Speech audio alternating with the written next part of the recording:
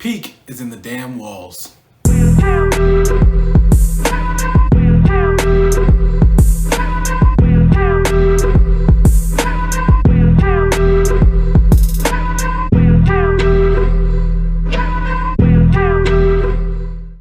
Welcome to C on the Scene. I'm C, I'm Chris, whatever, I don't know.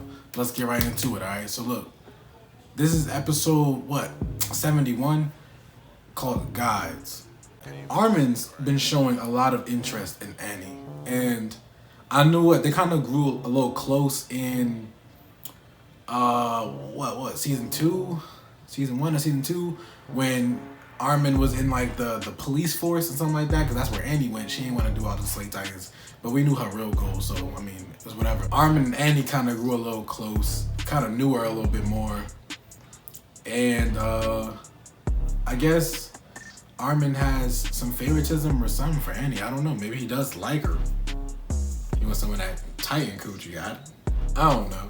He tried to touch the crystal, and I think Hitch stopped him. Said, you're getting too close. He's like begging her not to revoke his status. Like, don't get me out of this area. I want to stay with Annie. Like, bro, okay. Like, sheesh. We have the civilians still supporting Eren. They're rooting for Eren. Eren is the hero that they feel like they need. Now, Eren really did like a really dire task of like infiltrating Marley and basically going out on his own and basically forcing his homies to show up against their own will, because they care for Eren. Also, they need Eren. The scouts don't mess with Eren for that specific reason. But the civilians think that Eren, or, they feel like Eren made a really critical, which he did, he made a really critical decision and he got something done. And that's why they feel like Eren's the go-to guy. He's gonna save us. He's making big moves. He did something, and we need him to do more. They're rooting for Eren the whole way. We have Yelena and Pixis meeting up, and Yelena actually confesses, tells Pixis about how she went to go meet Eren before it all happened in the first place. And Pixis kind of feels like the meeting between them is almost what drove Eren to go to Marley in the first place. He's like, oh, so you got in Eren's head and you made him go. He's like, I didn't make him do anything. We had a conversation. Eren chose to do what he did, and he did it. So their conversation probably did have like a little effect on him, like nobody's gonna do anything. And Yelena felt the same way. She's like, nobody's gonna do anything. And Eren was like, damn, you right, and I know you right, so I'm about to go put in some work. And he did what he did. Whether it's for good or for bad, we're gonna find out towards the end of the series. No spoilers, please. But then we cut to like Hanj later in the episode talking to Onyankopon. That's how you say his name. I hope I'm not butchering it. Onyankopon. But they're talking, they're chatting it up about how the volunteers came together and were created, and she informs Onyankopon that Pixis found out that basically what I just told you. Pixis found out that Yelena told Eren, they had a conversation, yada yada yada. Onyankopon starts reminiscing or telling Hanj about how they became the volunteers in the first place. How Yelena was really like wanting to get Zeke's and others' approval, and they got their hands dirty, let's just say that. They did what they feel like needed to be done for the prosperity of their plan. Mikasa and Armin went to go visit the Premier. Mikasa and Armin were talking to the Premier about seeing Eren, and he's like, no damn way. Because y'all like his closest friends, and we can't have that anytime soon. Like, y'all could be devising a plan. Who knows? Because if y'all buddied up, you know what I'm saying? Like, why would I let you go talk to some other scouts? Like, what if you somehow get in your friends' heads who are not in jail, and now you're making them do some shiesty stuff, you know what I'm saying? So it makes sense why he wouldn't let them go see Eren. They see the chair and like, yo, like, what's that about? And then he's like, oh, some soldiers brought it in. And they're like, they just dismiss it, like, oh, okay, whatever, you know. But Yeah, they're worried about Eren, man. They're really, really, really worried about Eren. Like, Eren is not the same since he's been back, yo. He's, like, not the same at all. And, like, it's just seeing those three not together as much as they were is weird. It's like when you see Mikasa, you see Armin, but no Eren, and then you realize, like, this nigga Eren's in jail. Like, it's weird. It's still throwing off the vibe a little bit. It's like, dang, bro. Is anything ever gonna go back to normal? And for you that might have watched the manga. For those who have read the manga, know that maybe it won't go back to normal. You know what I'm saying? But please, like I said, don't spoil it. Boom. So they may be getting ready to feed Eren off. They may be getting ready to feed Eren off. They want to get rid of Eren.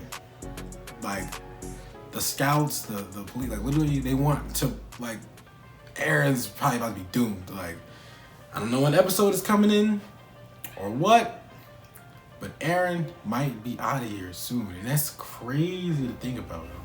I don't know how the show's gonna end. You know, like, at this point, can there really be a happy ending for anybody? Who knows? Because if there's a happy ending for one of them, there's gonna probably be a miserable ending for the other, unless they all buddy up and peace is established. But it's a lot of murder going on, so who's to say that can actually happen? But to think about you trying to feed me to somebody, I'm gonna be eaten alive? Y'all wanna do me like that? You know what I'm saying? I might have to do it. That's neither here nor there. We're gonna go back to Armin and Mikasa, and they're talking outside. What's the name? They see some soldiers go to the Premier's room. They walks in, and then Mikasa's like, yo, I'm an ear hustle. I'm gonna see what they talking about. Armin stops her. He's like, nah, we good. There's no need for that. Let's just dip. As soon as Mikasa was about to, like, go in there and turn around, she's lucky Armin was there, because if she would have ear hustled, BOW! Yo, her whole face gone, okay? Like, she would have been so done, because, like, the whole explosion came out the door and then blew up the whole room outside the side of the building. The chair blew up. The bomb chair blew up. And I'm thinking, like, no, like, the Premier, Zachary, that's his name. The Premier Zachary's body, not his whole body, mind you, his torso, just flies out the smoke.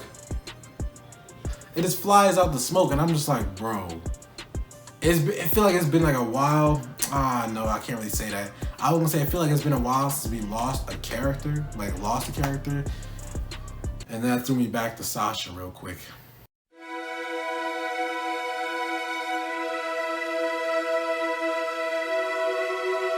I don't know, it's like seeing, like, Zachary's body, like, flying. I'm like, damn, Zachary, like, wow. And it did, like, so fast. Like, he was just gone like that. We didn't get we didn't watch him get eaten, or we didn't see any real build up to his demise. No, niggas got blew up. The man just blew up, and you see half of his body, and you hear that meat sound. Ugh. So Zachary's gone. He's out of the picture. He's done. The Premier, glasses, he's done. Later in the episode, there's a whole meeting. They're talking about who could have done it and why, who had it out for Zachary, yada yada. And then in the meeting, somebody comes in and says, Eren is free. The man is out and he's looking savage. He's walking up with just pants. The man ain't got no shoes, no socks, walking on rock. Damn. And he puts on that jacket. He has that manga scene. Hold on. You know what I'm saying? Throws it on. And they're planning to go find Zeke. He has his own little posse now. He got a little group. They call him the Jaegerists. Stupid name. But the Jaegerists. Yeah, so they're trying to find Zeke. So Pixis knows this. Pixis knows they want Zeke. What's his plan? To do nothing. Nothing. In their eyes, Eren has already kind of won, because the last thing you want to do is really kill each other. You know what I'm saying? Start a whole civil war inside the walls. That opens, like, area to be invaded. For one, like Shisui said, Shisui Uchiha from Naruto, my good boy, rip to him as well. Shisui was like, look, we have to stop the Uchiha because if they do a coup, that'll start an internal conflict. And while we're fighting each other, that provides area for other people to invade. Pixis was not like, you know, what's the point? And us literally just murdering each other just to decide how we go about defeating, murdering, or besting Marley. You know what I'm saying? Like, we gotta take each other out first before we take them out. Like, there's no point in that. You know what I'm saying? And who's to say that they won't come over here while we're fighting and really mess our whole shit up? So let's not do that. It cuts to a brief moment of Levi being with Zeke. They're like in the woods somewhere, some type of camp or something like that. But then it also shows Pixis talking about how he's giving some kind of responsibility for what's happening. He's basically saying that the Jaegerists, his followers, found out that Eren was being schemed against, and that's what brought up this action. If they weren't scheming against him, or they hit it more or hit it better, then the people probably wouldn't have felt the urge to bust him out and then make a name and like blow Zachary up. You know what I'm saying? So they called him on. They're like, nah, we gotta get Eren out now before this man is tight in meat. And they got him out. He's out of there. He could have left on his own, but you know, they got him out of there. Hanj is not with the idea at all because she feels like Zeke has some bigger agenda. She feels like Zeke has a lot going for him right now. Zeke has a lot in motion. He has a lot of plans. And if he's planned this well so far, who's to say he's not planning something else? And that's when they get on the horses. They ride past town. There's like a wife and a husband, or just two civilians. They're like, oh, there goes those darn soldiers, scouts, always in a hurry. But then they zoom in. They zoom in to a woman reading the paper. She pulls the paper down, and it's cue the outro.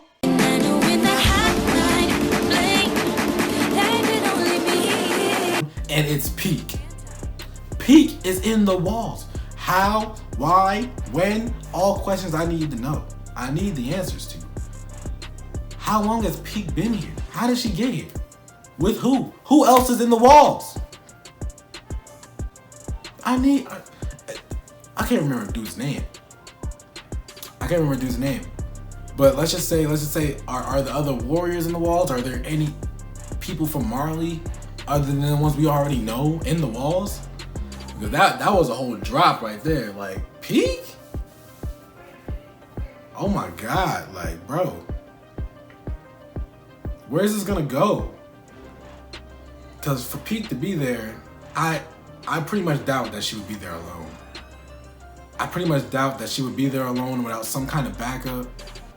Without anybody else. Like, it could be just one other person or something. It's like, there's definitely a bigger plan to this, but I need to know what it is. And I'm excited. I'm excited for that. Anywho, I don't know how long I've been yammering, but if you're hyped, if you're excited, well, I mean, the new episodes are out. You probably already seen them. But I've seen them too. I have, you know, like I said, I got another video I probably have to do right after this, so I'm not even gonna probably change. But yeah, I'll see you guys in the next one, explaining what was it, episode 72, Children of the Forest. I'm gonna see y'all in the next one, all right? Cause we gotta talk about it. What's his name? Chef hit Gabby with a. You know what? We gonna get to that in the next video. I'm gonna see you there. All right. Like, subscribe. If you want more, come back. We could talk. We could chat it up. Put whatever you need to say in the comment section. Come back. We got more to say. I'll see you later. Cue the outro.